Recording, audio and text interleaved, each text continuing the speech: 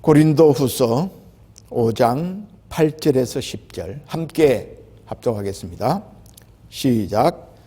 우리가 담대하여 원하는 바는 차라리 몸을 떠나 주와 함께 있는 그것이라. 그런즉 우리는 몸으로 있든지 떠나든지 주를 기쁘시게 하는 자가 되기를 힘쓰노라. 이는 우리가 다 반드시 그리스도의 심판대 앞에 나타나게 되어 각각 선악간에 그 몸으로 행한 것을 따라 받으려 함이라. 아멘. 요즘 100세 시대라고 해서 사람들의 수명이 많이 늘어났습니다. 하지만 여전히 어린아이들도 또 젊은 사람들도 청년들도 순서 없이 떠나는 것이 또한 사실입니다. 어떤 분들은 우리 몸에 장수 DNA를 가진 사람이 따로 있다 그렇게 말하더라고요. 그런 사람들은 아무리 설탕에 밥을 말아 먹어도 평생 삼시세끼 라면만 끓여 먹어도 90 이상 장수하는 사람들이 있다. 그런 사람들은 원래 장수의 DNA를 갖고 있기 때문이다. 그렇게 말합니다. 우리가 오래 사는 것 좋은 일입니다. 하지만 아무리 오래 살아도 병이 들어서 침대에 오래 누워 있는 것을 원하는 사람은 아무도 없을 것입니다. 건강하게 팔팔하게 살다가 하나님 부르면 가는 걸 다 원하죠. 그래서 여러분들 9988-234 하시기를 바랍니다. 바울은 이 땅에서 오래 살겠다고 하는 욕심은 별로 없었던 것으로 보입니다. 바울의 기도나 바울의 편지 내용 가운데 내가 이 땅에서 좀 더 오래 사는 것이 축복이다, 오래 살기를 원한다, 이런 표현은 한 번도 등장하지 않습니다. 오히려 내가 지금 하나님께로 가면 좋겠다. 그러나 내가 유익을 위해서, 내가 아직 복음을 전해야 되고 할 일이 있기 때문에 그 유익을 위해서 내가 아직까지 남아있긴 하지만 나는 빨리 하나님 나라로 가면 좋겠다. 그런 말들을 자주 남겼습니다. 그는 이 땅에 살아있을 동안에 벌써 셋째 하늘 낙원에 갔다 온 경험이 있었습니다. 그래서 천국을 그가 얼마간 체험한 상태였기 때문에 그 하나님의 나라를 생각할 때마다 아마 바울의 마음에 가슴이 뛰었을 것입니다. 그래서 빨리 하나님께서 불러주셔서 주님과 함께 영원한 나라에 살게 되기를 원했던 것을 봅니다. 오늘 8절에도 보면 우리가 담대하여 원하는 바는 차라리 몸을 떠나 주와 함께 있는 것이다 그랬습니다. 이런 천국에 대한 기대감, 그것을 가지고 바울이 살아갔다는 것을 우리는 바울의 편지 곳곳에서 발견할 수가 있습니다. 우리가 아무리 건강을 위해서 음식을 가려 먹고 운동을 하고 비타민을 챙겨 먹고 그렇게 애를 써도 분명한 것은 곧 우리가 이 육신을 떠나서 주와 함께하는 날이 온다는 사실입니다. 그런데 이것이 사실은 우리에게 소망이죠. 얼마나 좋은 일입니까? 우리가 이 땅의 삶을 마치면 주님과 함께 사는 영원한 세계로 옮겨간다. 이것보다 우리에게 큰 위로와 소망이 없습니다. 문제는 그 다음입니다. 죽고 난 다음의 문제가 우리를 긴장하게 만드는 것이죠. 자, 오늘 10절을 보십시오. 10절에 우리가 죽는 것이 문제가 아니라 그 다음에 심판대 앞에서 나의 삶을 놓고 하나님의 평가를 받는 일이 있다는 것입니다. 이것이 너무 중요한 문제죠. 바울은 이것 때문에 내가 하나님께서 나에게 준 이 땅의 삶의 기회가 주어졌을 때 어떻게 살아야 하느냐 하는 것에 대하여서 많이 고민했던 것을 봅니다. 자, 10절을 현대어 번역으로 하면 이렇게 번역할 수 있습니다. 장차 우리는 모두 그리스도 앞에 서서 심판을 받아야 합니다. 그때는 우리가 살아온 모습이 그분 앞에 다 드러나게 될 것입니다. 그리고 선한 일을 했든지 악한 일을 했든지 땅 위에 육체로 사는 동안에 행한 대로 보상을 받을 것입니다. 여러분, 우리가 살아가면서 이 사실을 언제나 기억하며 살아야 합니다. 이것 때문에 우리가 하나님 앞에 우리의 삶을 온전히 드러내서 하나님이 평가하시는 순간이 있다고 하는 이것 때문에 우리가 이 세상에서 아무렇게나 살 수가 없다는 것이죠. 그래서 바울은 9절에 우리는 몸으로 있든지 떠나 있든지 살든지 죽든지 그 말이죠. 주를 기쁘시게 하는 자가 되기를 힘쓰노라. 그렇게 말했습니다. 이 세상의 생명을 더 연장시켜서 세상의 삶을 살든지 하나님이 오늘 나를 불러가시든지 간에 나의 목표는 하나님을, 주님을 기쁘시게 하는 데 있다는 것이죠. 그것이 바로 자신에게 주어진 과제라 그렇게 말하고 있습니다. 여기 주를 기쁘시게 하는 자가 되기를 힘쓰노라고 말했는데 여기 힘쓴다고 하는 말은 그저 한번 시도해 본다, 한번 도전해 본다 그런 의미가 아닙니다. 무엇인가에 꼽혀서 그것에 집중하고 그것을 갈망한다고 하는 것이죠. 그래서 여러분들 이 세상에 사는 사람들도 인간적으로도 어떤 자기 나름대로의 분명한 야망과 목표를 가진 사람이 그런 야망과 목표가 없는 사람보다 훨씬 더 치열하게 삶을 살아간다고 하는 것을 우리가 볼 수 있죠. 그래서 바울이 가졌던 야망은 무엇이었습니까? 내가 하나님을 기쁘시게 하는 인생을 살기를 원한다. 내가 예수 믿어서 천당 가는 것, 그것도 중요한 일이지만 그보다 하나님께서 나를 이 세상에서 살게 하는 시간 동안에 내가 주어진 시간, 내 주어진 환경 속에서 하나님을 기쁘시게 하는 그 일에 내가 내 삶의 초점을 맞추고 살기를 원한다 하는 것이 바울의 고백이었다는 것입니다.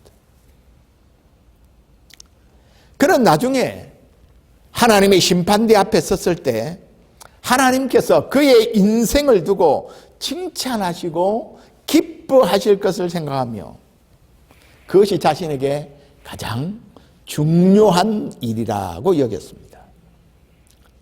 여러분, 성경에 보면 하나님께서 우리에게 상을 준다고 하는 표현들이 자주 등장합니다. 여러분, 천국에서 우리가 받게 될 상이 어떤 것일까요?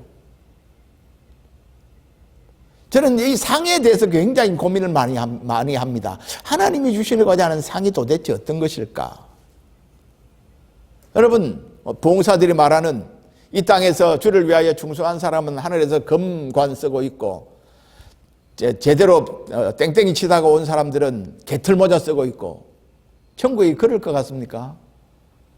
충성한 사람에는 100평 아파트 주고 대충 살다 온 사람은 서민 아파트 주고 그럴 것 같습니까? 천국은 그렇게 차별되는 곳이 아닙니다. 그렇게 사실은 차별이 있다고 해서 아무런 의미가 없는 것이에요. 천국에서 주는 상이 뭘까? 가장 우리를 뿌듯하게 하고 내가 헛살하지 않았구나 하고 나의 삶을 그렇게 자랑스럽게 여길 수 있는 상이 뭘까?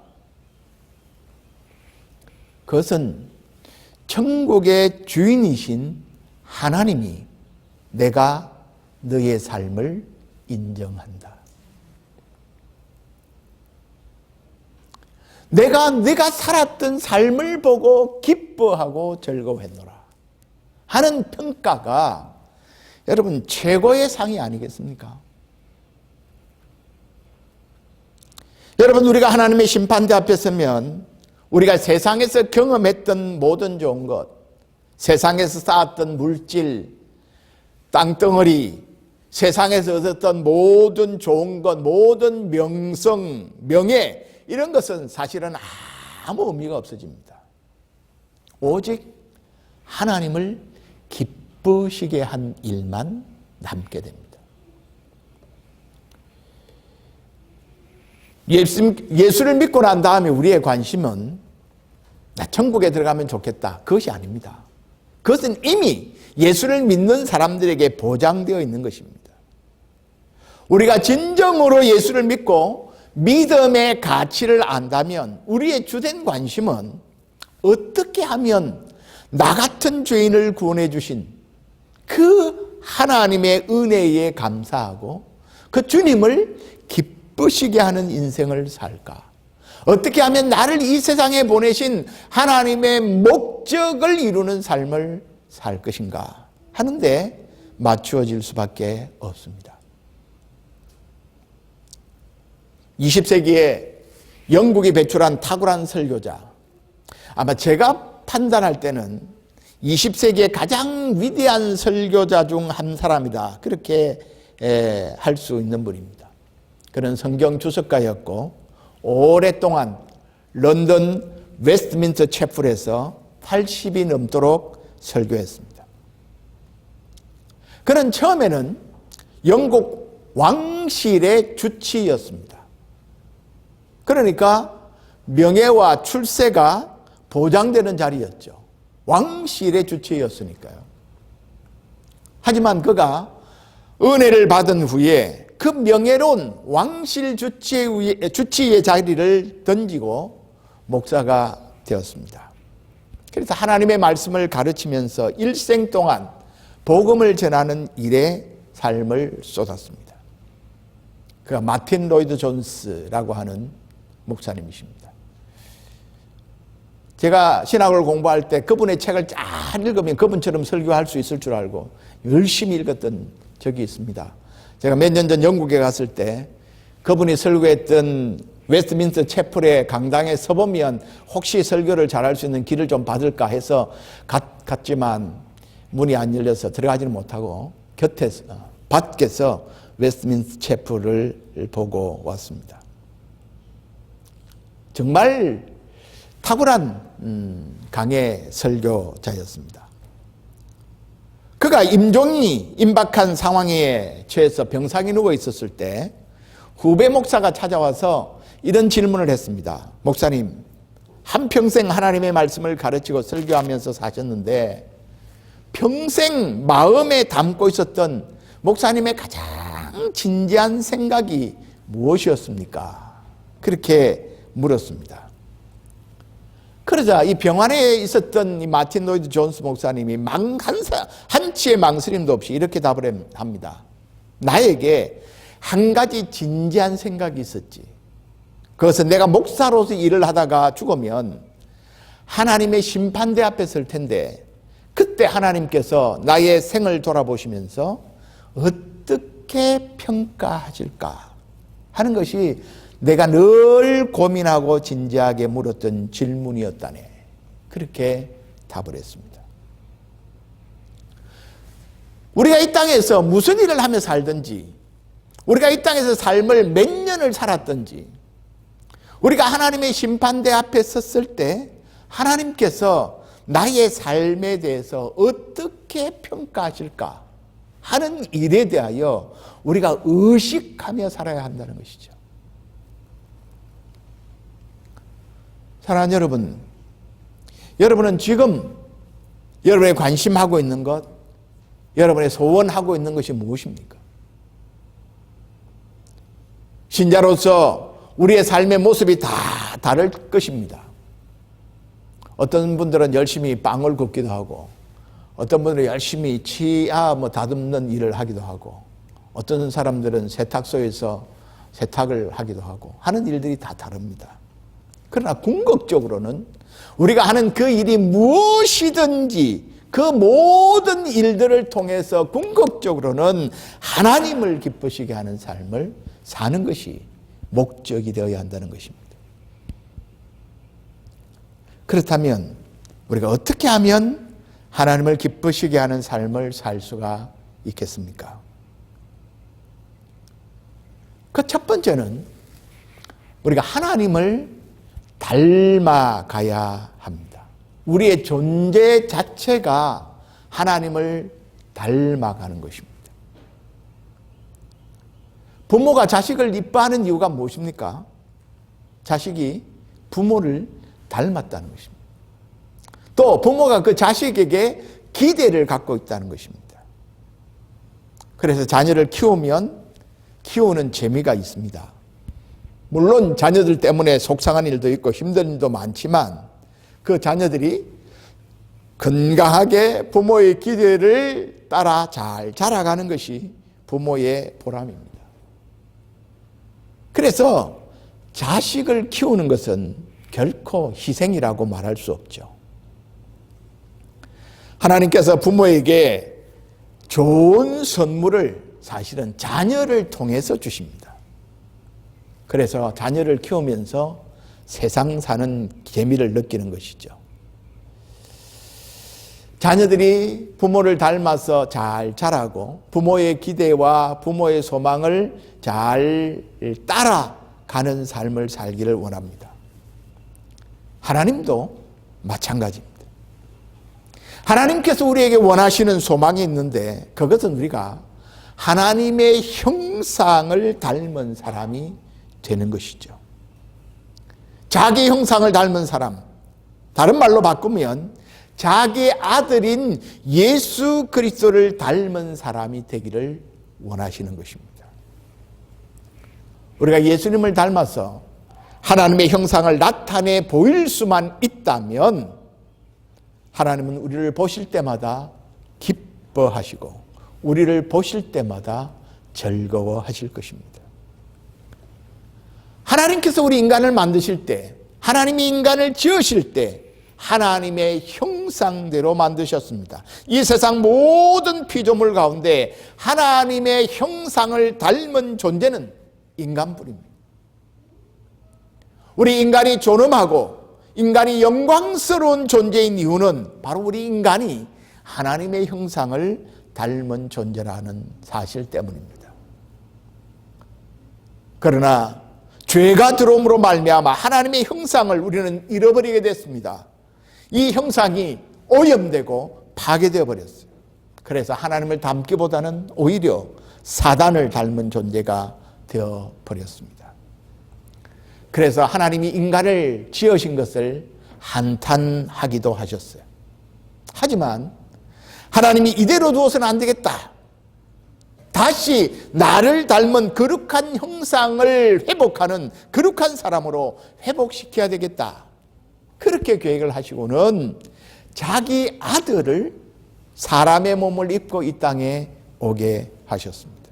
그리고 그 아들에게 우리의 죄를 짊어지고 그분이 우리를 위하여 십자가에 죽으셔서 우리의 모든 죄와 허물과 저주를 그 아들의 몸에 다 받게 하셨습니다. 우리로 하여금 하나님의 형상을 다시 회복하고 예수님처럼 되는 거룩한 길을 걸어갈 수 있는 기회를 다시 열어주신 것이죠.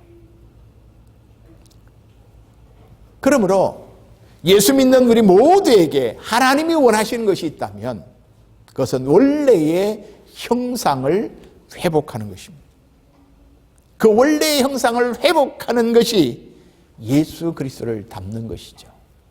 왜냐하면 예수님은 보이지 않는 하나님의 형상이기 때문입니다.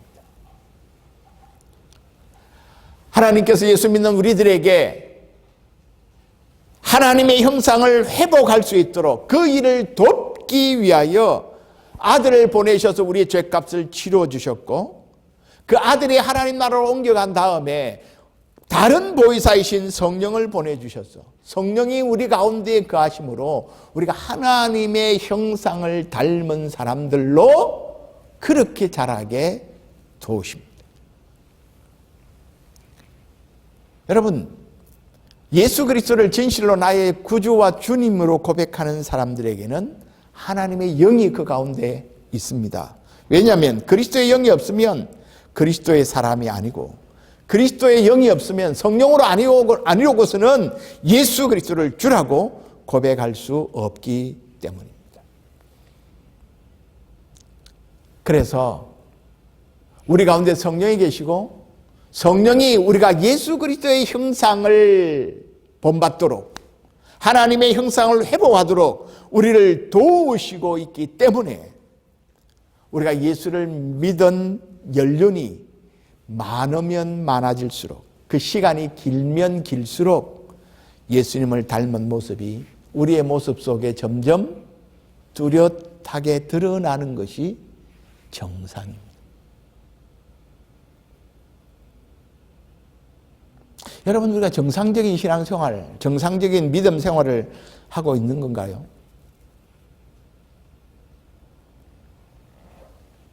우리가 점점 예수 그리스도의 삶을 닮아갈 때 하나님의 기쁨이 되기 때문에 성령님은 지금도 우리 속에서 우리가 예수 그리스도의 형상을 닮아가도록 우리를 도우십니다.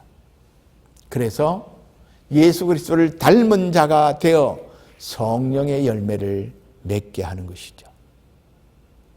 그래서 갈라디아 5장 22, 3절에 보면 성령의 9가지 열매가 나오죠. 성령님은 우리로 하여금 예수님처럼 사랑하게 만듭니다. 성령님은 우리로 하여금 예수님처럼 항상 기뻐하게 만듭니다. 성령님은 우리로 하여금 예수님처럼 화평하게 합니다. 성령님은 우리로 하여금 예수님처럼 오래 참게 만듭니다. 성령님은 우리로 하여금 예수님처럼 친절하게 만듭니다. 성령님은 우리로 하여금 예수님처럼 선하게 만드시고 성령님은 우리로 하여금 예수님처럼 성실한 삶을 살게 하시고 성령님은 우리로 하여금 예수님처럼 온유한 자가 되게 하십니다. 성령님은 우리로 하여금 예수님처럼 절제하는 자가 되게 합니다. 우리를 그렇게 만들어 가기 위하여 성령님께서 지금도 우리 가운데 일하고 계신다는 사실입니다. 그래서 나도 모르는 사이에 누구를? 예수님을 닮아가는 것입니다.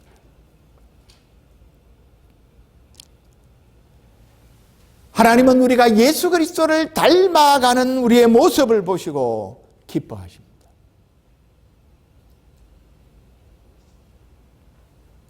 저와 여러분의 모습 속에서 예수님의 성품이 자라갈 수 있기를 축복합니다. 두 번째, 우리가 하나님을 기쁘게 하는 일은 처음에는 우리의 존재 자체가 예수 그리스도를 닮는 것이고 두 번째는 하나님이 기뻐하시는 일을 하는 일입니다. 골로새서 1장 10절에 보면 바울이 이렇게 명령합니다. 주께 합당하게 행하여 범사에 기쁘시게 하라. 여기 합당하게 행한다는 것은 하나님을 기쁘시게 하는 일을 하라는 말입니다. 우리가 이 땅에 살아가는 동안에 하나님이 기뻐하는 일을 하라는 것이죠. 우리는 하나님이 기뻐하는 일을 하며 살아야 합니다. 그 가운데 가장 중요한 일이고 우선적인 일이 하나님을 예배하는 일입니다. 하나님이 우리를 구원하셔서 우리를 하나님의 자녀로 삼으신 것은 하나님의 은혜를, 하나님의 영광을 찬양토록 하기 위해서라고 성경은 말합니다. 다시 말하면 하나님이 우리를 통하여 예배 받으시기를 원하신다는 것이죠. 근데 여러분, 예배에 두 가지가 있다는 사실을 여러분 놓치시면 안 됩니다. 여러분, 예배가 무엇입니까? 이렇게 주일에 함께 모여 순서를 따라 하나님 앞에 경배하는 것, 예배입니다. 중요한 예배죠. 하지만 예배가 이것이 전부라고 생각하면 오해입니다. 한마디로 예배는 하나님을 즐거워하는 것이 예배입니다. 여러분, 우리가 직장에서 일을 하면서 그 일이 하나님께서 내게 맡겨준 과제요, 임무라고 생각하고 그 그 일을 하면서 기쁘게 하나님을 찬양하고 하나님께 감사하며 일하는 것이 예배입니다.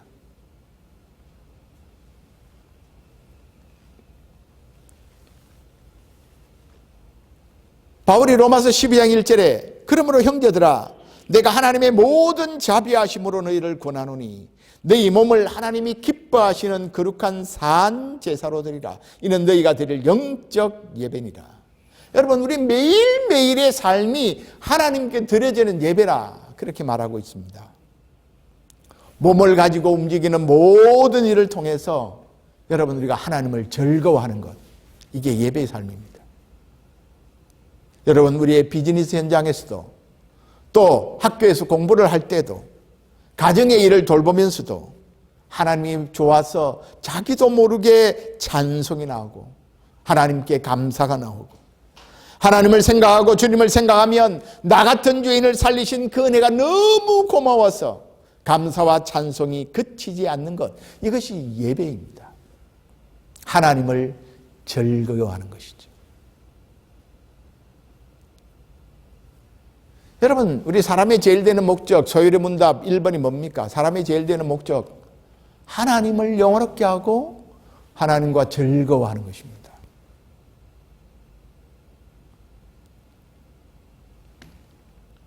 여러분, 우리가 비록 세상에서 성공하지 못하고 가정에 여러 가지 경제적인 어려움이 찾아와서 마음을 조여들게 만들고 일이 안 풀릴 것 같아도 이 세상은 잠깐 지나가는 것이고 이 나그네 생활이 끝나면 이 세상에서 내가 누리지 못한 모든 영광과 복을 하나님이 주실 것이다.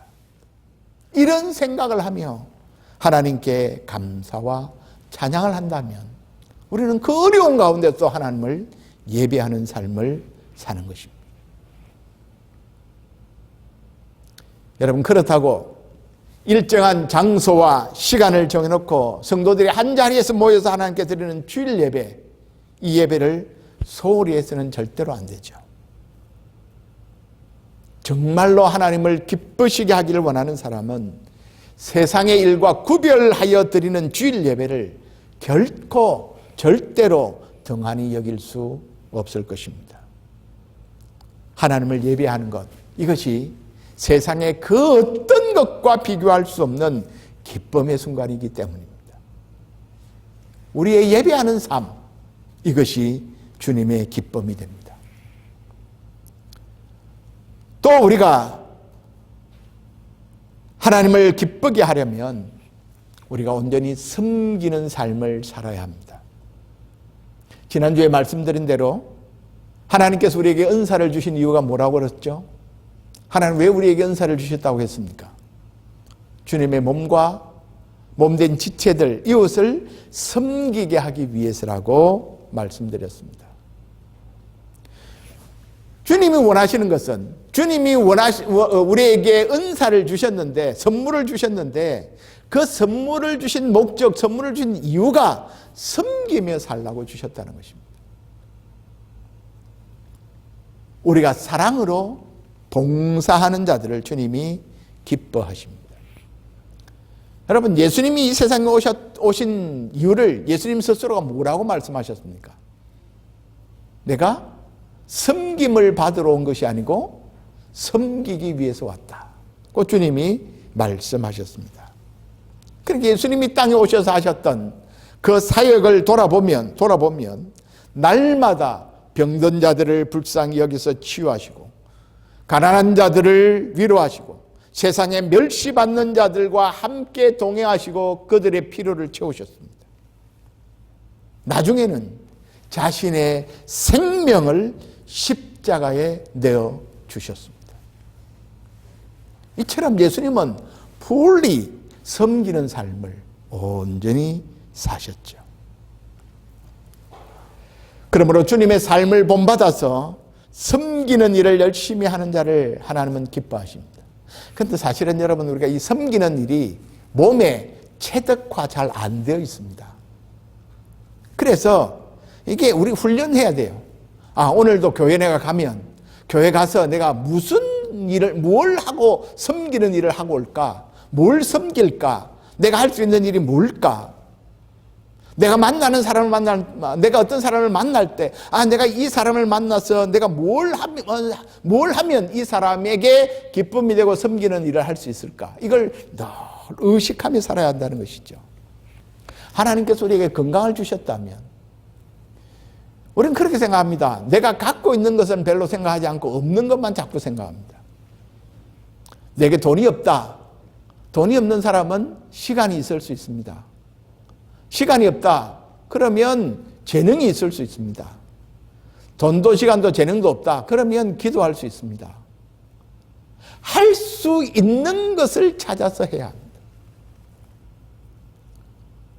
여러분, 우리는 어떻게 하든지 잘 섬기는 것이 좋은 신앙이니요.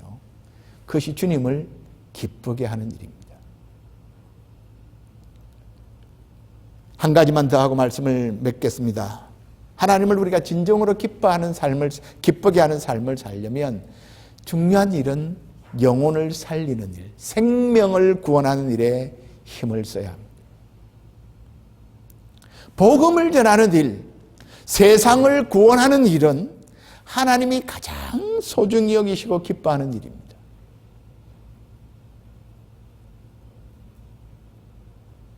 하나님이 얼마나 잃어버린 자를 찾는 것을 기뻐하는지 우리가 이런 양 비유를 통해서 보여주고 있지 않습니까?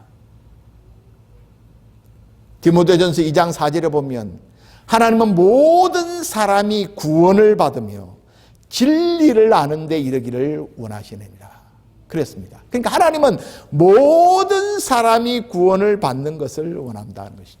여러분, 모든 사람이 구원을 얻으려면 어떤 일이 일어나야 될까요? 무슨 일이 일어나야 될까요?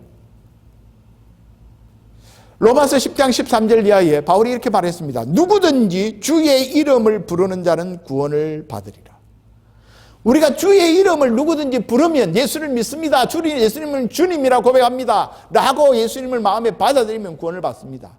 그런데 그런 일을 일어나려면 어떻게 되죠? 13절. 그런즉 그들이 믿지 아니하는 일을 어찌 부르리요?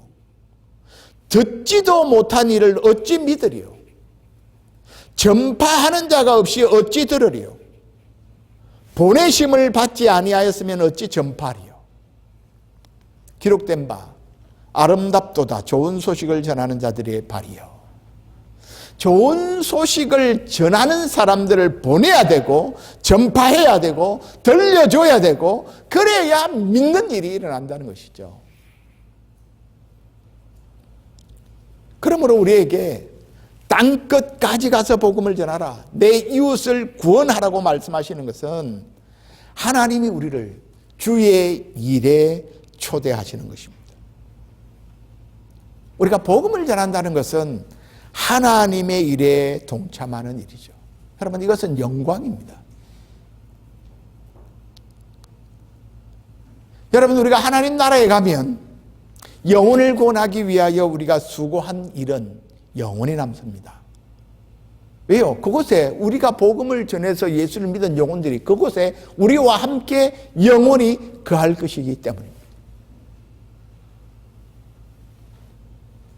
하나님 나라에 가면 많은 사람을 옳은 대로 구원의 길로 인도한 사람은 하늘의 별과 같이 빛날 것이다 고 약속했기 때문에 우리가 이 세상에서 조금 출세하고 영광을 누리는 것과는 비교할 수 없는 축복을 받는 것입니다.